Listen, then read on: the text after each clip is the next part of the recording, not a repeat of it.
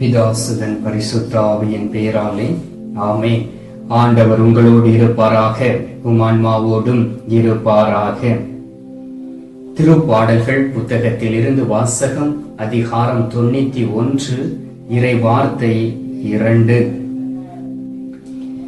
ஆண்டவரை நோக்கி, நீரே என் புகலிடம், என் அரண், நான் நம்பியிருக்கும் இறைவன் என்று உரைப்பார். ஆண்டவர் வழங்கும் அருள்வாக்கு. இறைவா உமக்கு நன்றி. கிறிஸ்துவுக்குள் பிரியமான என் அன்பு சகோதர சகோதரிகளே, நாம் நம்பி இருக்கக்கூடிய இறைவன் நம்முடைய கடவுள். நமக்கு நம்பிக்கையின் பாத்திரம் நம் கடவுள். நம்முடைய விசுவாசத்திற்கு அடிப்படை நம் ஆண்டவராகிய இயேசு கிறிஸ்து. அவர் இந்த உலகத்தில் வாழ்ந்த பொழுது எவ்வாறு தன்னுடைய தந்தை மீது நம்பிக்கை கொண்டு விசுவாசத்தோடு இரவும் பகலும் நமக்காக, நம்முடைய மூதாதையர்களுக்காக அவர் பரிந்து பேசி ஜெபித்து அவர்களுடைய வாழ்க்கையிலே ஒரு அற்புதங்களையும் அடையாளங்களையும் நிகழ்த்தி காட்டினாரோ, அதே போல் ஒவ்வொரு நாளும் ஆண்டவர் நம்முடைய வாழ்க்கையில் உடன்பட்டு நம்மை ஆசீர்வதித்துக் கொண்டிருக்கின்றார். எனவே கடவுளே நமக்கு புகலிடமாகவும் இருக்கின்றார். நாம் தங்கக்கூடிய ஒரு இடமாய் இருக்கின்றார். நாம் இளைப்பாறக்கூடிய ஒரு இடமாய் நமக்கு இருக்கின்றார். எனவே தந்தை கடவுளை மகிமைப்படுத்தி அவருடைய புகழை போற்றி நாம் நடக்கக்கூடிய வேளையிலே ஆண்டவராகிய இயேசு கிறிஸ்து நமக்கு வைத்திருக்கக்கூடிய அந்த புகழிடத்திற்குள் கடந்து செல்ல முடியும். அன்பார்ந்தவர்களே, நீங்கள் ஒவ்வொரு நாளும் ஆண்டோடைய வார்த்தையை கேட்டுக்கொண்டிருக்கின்றீர். அது எவ்வளவு ஒரு ஆறுதலாய் இருக்கின்றது.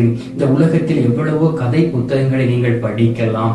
சில நேரங்களில் அந்த புத்தகங்களுடைய கதைகள் உங்களுடைய உள்ளத்தை தொடலாம். சில நேரங்களில் அந்த புத்தகங்களை வாசிக்கும் பொழுதே நீங்கள் அழுது கொண்டு இருக்கலாம். அந்த அளவுக்கு புத்தகங்களை எழுதி இருப்பார்கள். அதையெல்லாம் ஒரு காலகட்டம் தான். அதன் பிறகு நீங்கள் அந்த கதையை மறந்து போவீர்கள். அது யார் என்பதை கூட நீங்கள் மறந்து போவீர்கள். அதே போல்தான் சில படங்களை பார்க்கும் பொழுதும். ஆனால் ஆண்டவராகிய கடவுள் பரிசுத்த ஆவியானுடைய வல்லமையினால் உருவாக்கி கொடுத்த அவருடைய வார்த்தைகளை நாம் கேட்கும் பொழுது, அந்த வார்த்தைகளை நம்முடைய உள்ளத்தில் வைத்து ஜெபிக்கக்கூடிய வேளையிலே, தியானிக்கக்கூடிய வேளையிலே ஆண்டவர் நமக்கு விசுவாசத்தையும் நம்பிக்கையும் அதிகமாக கொடுப்பார். எனவே ஆண்டவருடைய வார்த்தையை வாசிக்காதபடி ஏனோ தானோ என்று வாழ்ந்து கொண்டு கோயிலுக்குள் செல்லக்கூடிய நேரத்திலே கோயிலுக்குள் செல்லாதபடி கோயிலின் வெளிப்புறத்தில் இருந்து மொபைல் போனை வைத்துக் கொண்டும் நண்பர்களோடு இருந்து அரட்டை அடித்துக் கொண்டும் நீங்கள் ஆண்டோடைய வார்த்தையும் ஆண்டோடைய பிரசன்னத்தையும் உதாசீனம் படுத்தினீர்கள் என்றால் ஒரு காலமும் ஆண்டவருடைய அருளும் இரக்கமும் உங்களுக்குள் கடந்து வராது. எனவே நீங்கள் நம்பியிருக்கக்கூடிய ஒரே ஒரு மெய்யான தெய்வம் இந்த உலகத்தில் உண்டு என்றால் அது நம் ஆண்டவராகிய இயேசு கிறிஸ்து. அவரே நமக்கு அடைக்கலமாக இருக்கின்றார். எனவே அன்பார்ந்தவர்களே, எசாயா 46:3 சொல்லப்பட்டு இருக்கின்றது, அனைத்து மக்களே செவி கொடுங்கள், உதரத்தில் இருந்து உங்களை தாங்குபவர் நான், கருவில் இருந்து உங்களை சுமப்பவன் நான் என்று ஆண்டவர் சொல்லுகின்றார். நாம் கருவில் உருவாகும் பொழுது நம்மை சுமந்தவர் நம் ஆண்டவர், நமக்கு உயிர் மூச்சை கொடுத்தவர் நம் ஆண்டவர். எனவே ஆண்டவருக்கு செவி கொடுக்க வேண்டும். உதரத்தில் இருந்து நம்மளை தாங்குபவர் ஆண்டவராக இருக்கின்றார். எனவே ஆண்டவர் நமக்கு அடைக்கலமும் ஆற்றலுமாய் இருக்கும் பொழுது நாம் எதை பற்றியும் கலங்காமல் விசுவாசத்தோடு அவரிடம் வந்து ஜெபிக்க வேண்டும்.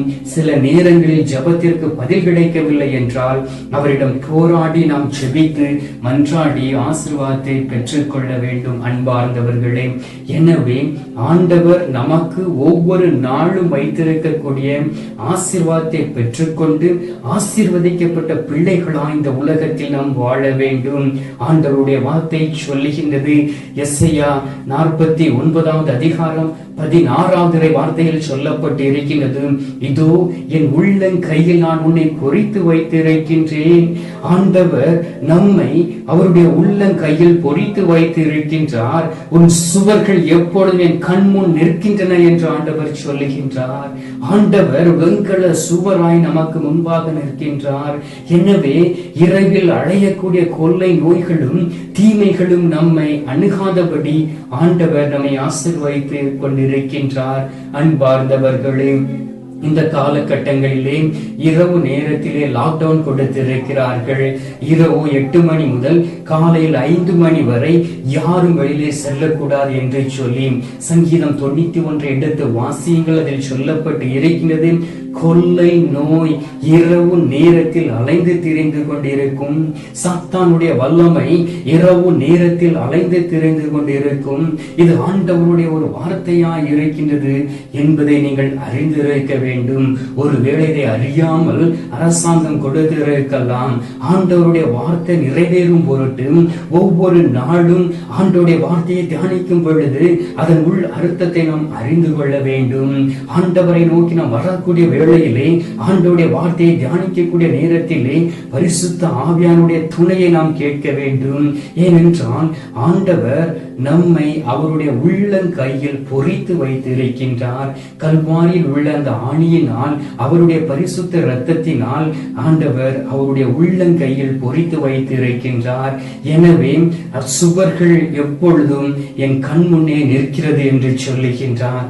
பாருங்கள், எஸ்ஐயா 41:13 சொல்லப்பட்டு இருக்கின்றது, நானே உன் கடவுளாகிய ஆண்டவர், உன் வலக்கையை பற்றி பிடித்து அஞ்சாதே, உமக்கு துணையாய் இருப்பேன் என்று உன்னிடம் சொல்பவன் நானே.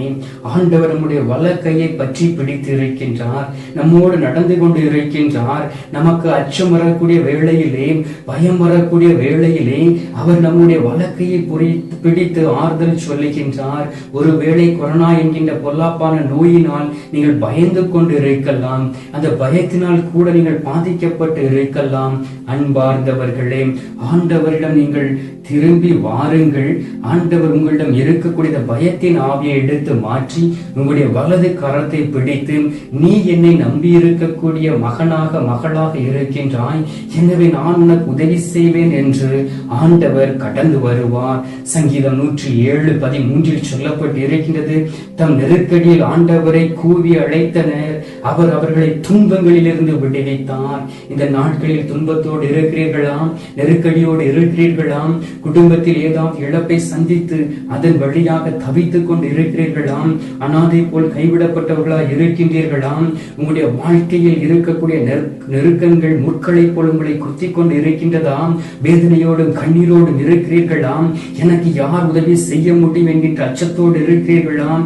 ஆண்டவர் சொல்லுகின்றார், என் மகனே மகளே, நான் உன்னிடம் கடந்து வந்து உன்னுடைய வலது கரத்தை பிடித்து அஞ்சாதே, உனக்கு துணையாய் இருப்பவன் நானே என்று சொல்வேன் என்று ஆண்டவர் வாக்கு கொடுக்கின்றார். எனவே நெருக்கடியான வேளையில் கூவி அழைத்த அனைவரையும் ஆண்டவர் தேடி சென்றார்.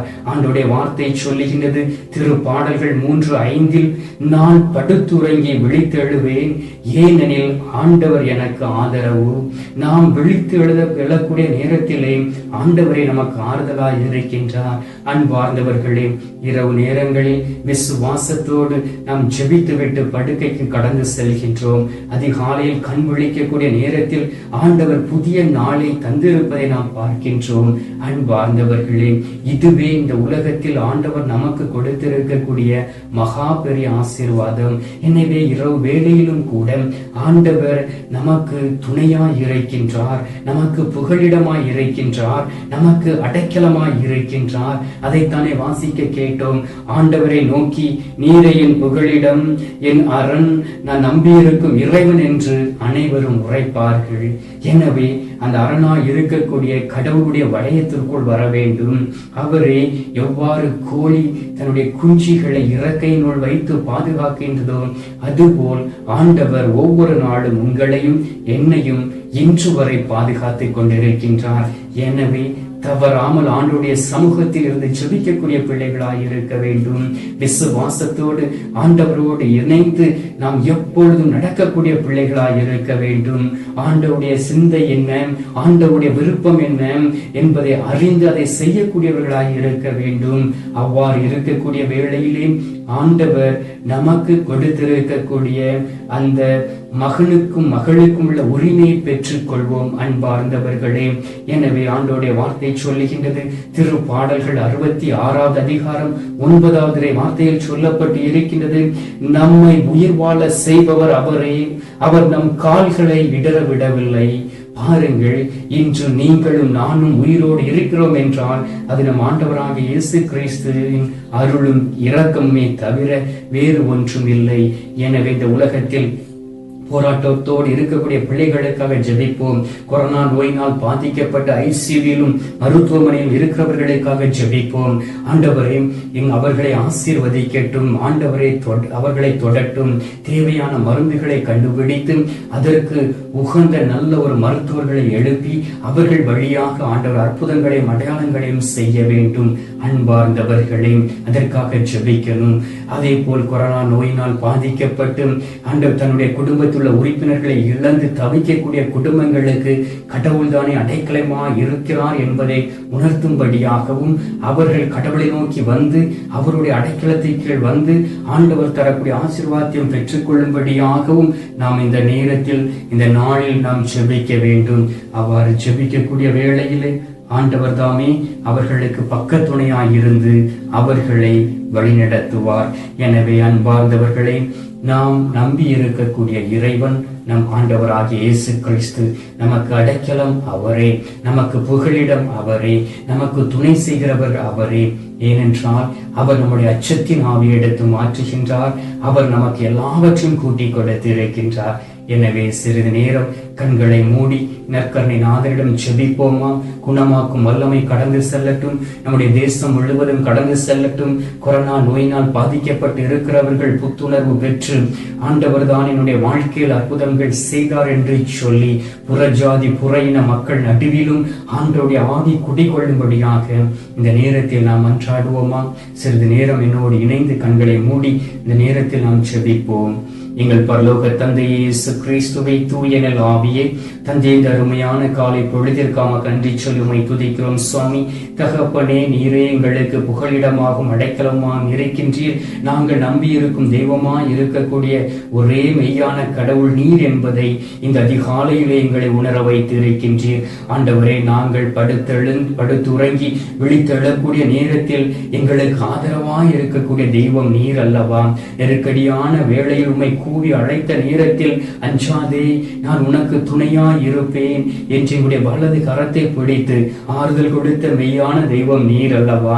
ஆண்டவரே, துன்ப வேளையிலே உம்மை நோக்கி கூக்குரலிட்ட வேளையிலே எங்களுடைய குரலை கேட்டு மார்போடு அணைத்து ஒரு தாய் தேற்றுவது போல் எங்களை தேற்றியது நீர் அல்லவா? ஆண்டவரே, நாங்கள் இந்த நாளில் உயிர் வாழ்வதும் நீர் எங்களுக்கு கொடுத்த அருளும் இரக்கமும் அல்லவா?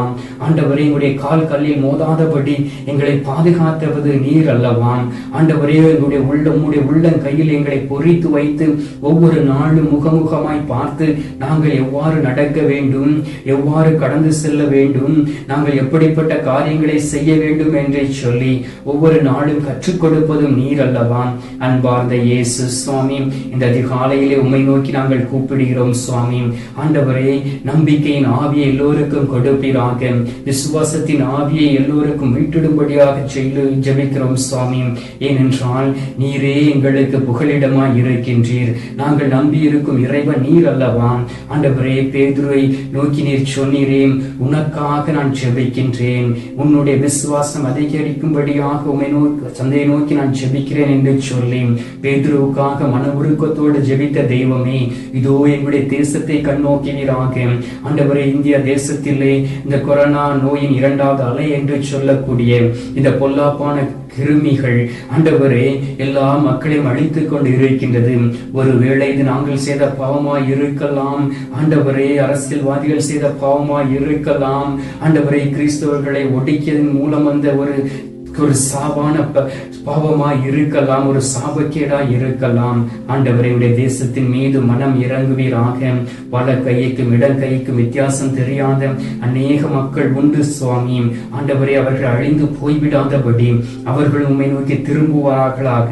கொரோனா நோயினால் பாதிக்கப்பட்டு மருத்துவமனையில் இருக்கக்கூடிய ஒவ்வொருவரைக்கும் நீரை ஆறுதலாய் இருப்பீராக. அவர்களுக்கு முன்பாக வெண்கல சுவராய் இருந்து நோயை தடுக்கும்படியாக செபிக்கிறேன் சுவாமி. நோய் கிருமிகளை அழிக்கக்கூடிய நல்ல மருந்து மாத்திரைகளை கண்டுபிடிக்கக்கூடிய ஞானத்தை நீர் மருத்துவர்களுக்கு கொடுக்கும்படியாக செபிக்கிறேன் சுவாமி. ஏனோ தானோ என்று வாழ்ந்த வாழ்க்கை போதும் சுவாமி. உண்மையோடு முத்தமத்தோடும் நடக்கக்கூடிய ஆற்றலையும் பலத்தையும் எல்லா மக்களுக்கும் கொடுப்பீராக. குறிப்பாக உம்மால் அழைக்கப்பட்டவர்கள், கிறிஸ்தவர்கள் என்று சொல்லக்கூடியவர்கள் ஒவ்வொருவரும் உமது திட்டத்தை நிறைவேற்றுவர்களாய் இருப்பார்களாக. அதற்கு போதுமான நம்பிக்கையும் விசுவாசத்தையும் அவருடைய உள்ளத்தில் ஊற்றிடும்படியாக ஜெபிக்கிறோம் சுவாமி. ஏனென்றால் உம்மை நம்பி இருக்கக்கூடியவர்கள் அவர்கள் அல்லவா. அவர்களை கைவிட்டு விடாதபடி, கை நிகழ்ந்து விடாதபடி நீர் அவர்களை தாங்கிக் கொள்ளும்படியாக ஜெபிக்கின்றோம். தகப்பனே, இந்த கத்தோலிக்க காணொளியை உமது முகத்தை பார்த்து கொண்டு ஜெபிக்கக்கூடிய குடும்பங்கள் ஒவ்வொருவரையும் தொடுவீராக. அவர்களுக்கு அடைக்கலும் ஆற்றலுமாய் இருக்கும்படியாக ஜெபிக்கிறோம் ஆண்டவரே. அவர்களுக்கு நீ புகலிடமாய் இருக்கும்படியாக ஜெபிக்கிறோம் ஆண்டவரே. அவருடைய தேவைகளை நீர் ஆசீர்வதிக்கும்படியாக ஜெபிக்கிறோம் ஆண்டவரே. கருவில் இருந்தே அவர்களை சுமந்திருக்கின்றேன். வரக்கூடிய நாட்களில் நீர் சுமப்பீர் என்பதை நாங்கள் விசுவசிக்கிறோம் சுவாமி. தகப்பனே, இந்த அதிகாலையிலே நீர் எங்களுடைய ஜெபங்களை கேட்டிருப்பதற்காக நன்றி. ஜெபத்தை கேட்டு பதில் தந்திருப்பதற்காக ஸ்தோத்திரம் ஸ்தோத்திரம் ஸ்தோத்திரம். மீட்பரும் இரட்சகருமான இயேசுவின் திருக்கரத்தில் ஒப்புக் கொடுத்து எங்கள் தாய் கன்னி மரியாள் வழியாக ஜெபிக்கின்றோம் எங்கள் நல்ல தந்தையே, ஆமென். பரலோகத்தில் இருக்கிற எங்கள் பிதாவே, உம்முடைய நாமம் ரட்சிக்கப்படுவதாக, உம்முடைய ராஜ்யம் வருக, உம்முடைய சித்தம் பரலோகத்தில் செய்யப்படுவது போல உலகத்திலும் செய்யப்படுவதாக. எங்கள் அனுதின உணவை எங்களுக்கு இன்று அளித்தருளும். எங்களுக்கு தீமை செய்கிறவர்களை நாங்கள் பொறுப்பது போல எங்கள் பாவங்களை பொறுத்தருளும். எங்களை சோதனை விழவிடாதையும் தீமையிலிருந்து எங்களை ரட்சித்தருளும். ஆமென். அருள் நிறைந்த மரியே வாழ்க, கர்த்தருடனே பெண்களுக்கு ஆசீர்வதிக்கப்பட்டவள் நீரை, உம்முடைய திருவயிற்றின் கனியாகிய இயேசுவும் ஆசீர்வதிக்கப்பட்டவரே. அஜிஷ்ட மரியே, சர்வேசுடைய மாதாவே, பாவிகளா இருக்கிற எங்களுக்காக இப்பொழுதும் எங்கள் மரண நேரத்தில் வேண்டிக் கொள்ளும். ஆமென். பிதாவுக்கும் சுதனுக்கும் பரிசுத்த ஆவிக்கும் மகிமை உண்டாவதாக. அதில் இருந்தது போல இப்பொழுதும் எப்பொழுதும் என்றென்றும் இருப்பதாக. ஆமென். அன்பார்ந்தவர்களே, ஆண்டவர் நம்முடைய ஜெபத்தை கேட்டிருக்கின்றார். நம்முடைய ஜெபத்தை கேட்டு பதில் தந்திருக்கின்றார். எனவே நம்முடைய நம்பிக்கையும் விசுவாசமும் அதிகரிக்கும்படியாக ஆண்டவர் மீது கண்களை பதிய வைத்து நற்கருணை நாதர் இந்த நாளில் நமக்கு வைத்திருக்கக்கூடிய அந்த மெய்யான ஆசீர்வாதத்தை பெற்றுக்கொண்டு அவருக்கு சாட்சியாக வாழ்வோம்.